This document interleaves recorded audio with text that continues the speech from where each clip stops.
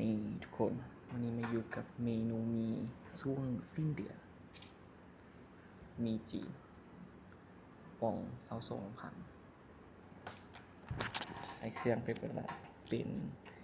มีแห้งรสไข่เค็ม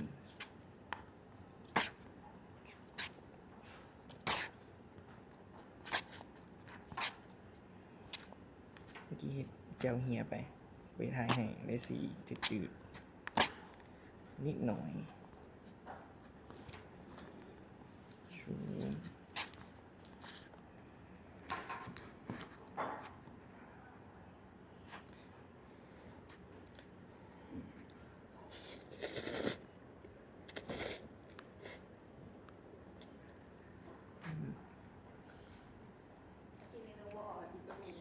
มันประหยัดชิ้นเดิมแล้วแมนเขาเงินเขาเบิดไปกับอันไปเที่ยวไปแล้ว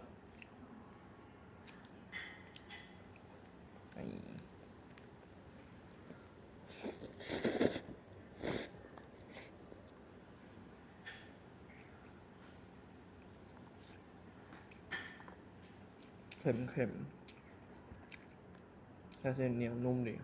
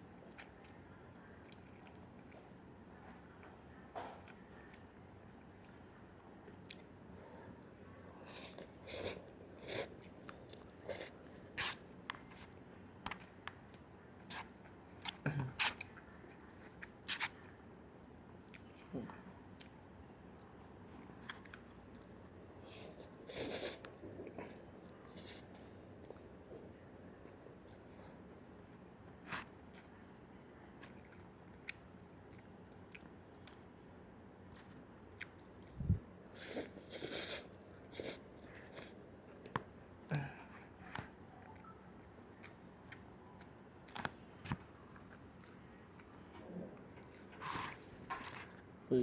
นเล่นหลายอยู่นะเขา2,000นี่ชิมปันนี่